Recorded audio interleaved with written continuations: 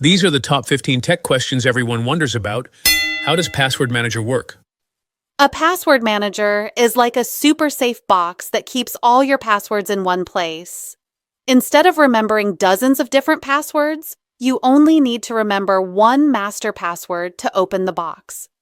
Inside, the password manager stores your passwords safely using encryption, which scrambles them into secret codes that only the manager can unlock. When you log into a website, the password manager can fill in your username and password for you, so you don't have to type or remember them.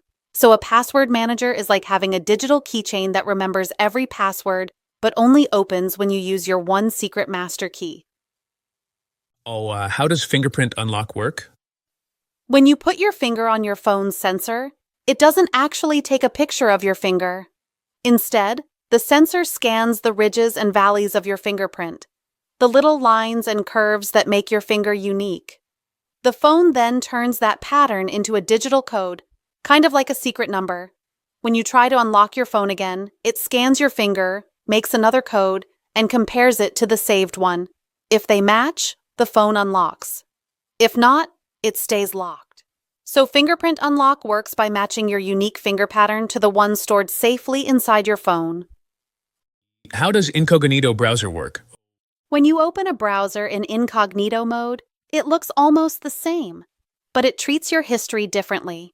Normally, your browser remembers everything you do, the websites you visit, the searches you make, even the cookies that keep you logged in.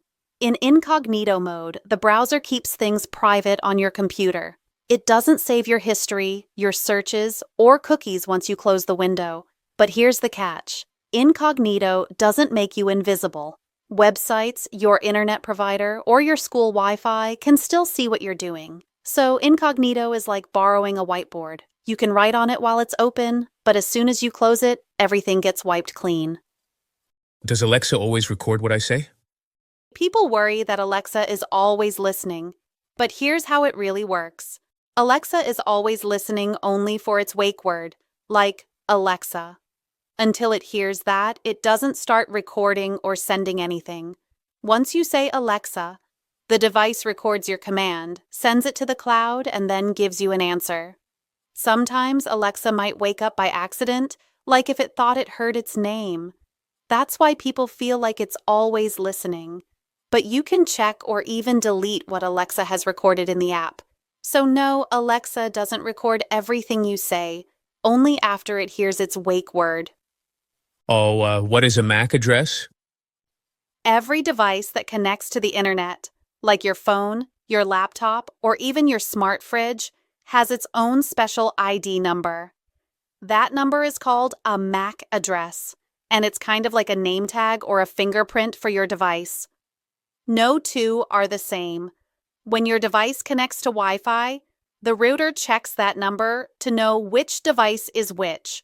It's how the internet knows to send your YouTube video to your phone and not to your neighbor's tablet. So a MAC address is just a unique label that helps your devices talk to the right network and get the right information. What's JavaScript? JavaScript is a computer language that makes websites come alive. Without it, websites would just sit there like plain pieces of paper, only showing text and pictures. With JavaScript, websites can do things. Buttons can click, menus can drop down, games can run, and videos can play. It's like the difference between a picture of a robot and a real robot that moves and talks. So JavaScript is what gives websites their interactive magic. What is TypeScript? TypeScript is like JavaScript's smarter big brother. JavaScript lets websites do cool things, but sometimes it makes mistakes because it doesn't always check your work. TypeScript adds extra rules, kind of like having a teacher look over your homework before you hand it in. It makes sure the code is correct and easier to fix when something goes wrong. The best part? TypeScript still turns into JavaScript at the end, so every website can understand it. So TypeScript is basically JavaScript, but with extra safety checks that help programmers avoid silly mistakes. What's the difference between JavaScript and TypeScript? JavaScript is the language that makes websites fun and interactive. Buttons click, games run, and videos play.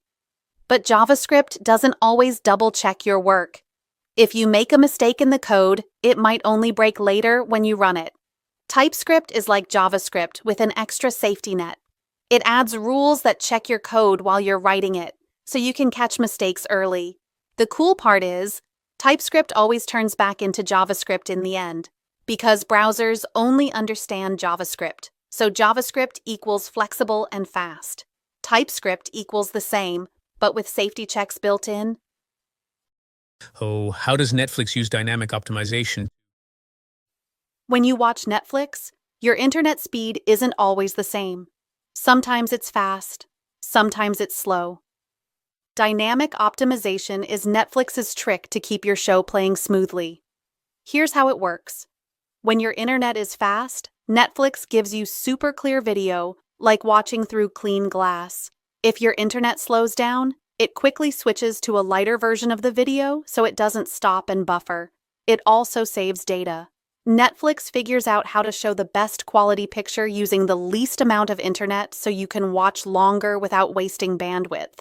So, dynamic optimization equals Netflix constantly adjusting the video so it looks good and never pauses, no matter how strong your internet is.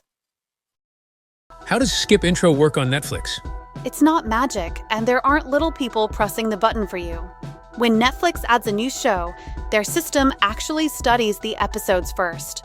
It looks for patterns like the theme song, the opening credits, and the part that repeats in every episode. Once it finds that, Netflix marks the beginning and end of the intro, just like putting bookmarks in a book. So when you click Skip Intro, Netflix isn't guessing. It already knows where to jump, and it takes you straight to the start of the story. It feels instant, but really it's Netflix doing a lot of homework ahead of time so you can get right to the good part. How does Bluetooth work? Bluetooth is a way for devices to talk to each other without using wires. It uses tiny radio waves to send information over short distances, like when your headphones connect to your phone or your game controller connects to your console. Each Bluetooth device has a special code so it knows who it's talking to. That way, your headphones don't accidentally pick up your neighbor's phone. It doesn't use much power, which is why you can use Bluetooth gadgets for hours without draining the battery too fast. So Bluetooth is like a short-range walkie-talkie that lets your devices share info quickly and wirelessly. How does a home Wi-Fi router work? Your router is like the traffic cop of the internet inside your house.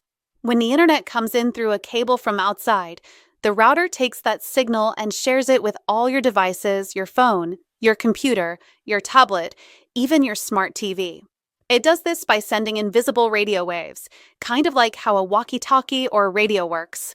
Your devices listen to those waves and connect. The router also keeps everything organized. If you're watching YouTube, your brother is gaming, and your mom is on a video call, the router makes sure each device gets the right data at the right time, without mixing it up.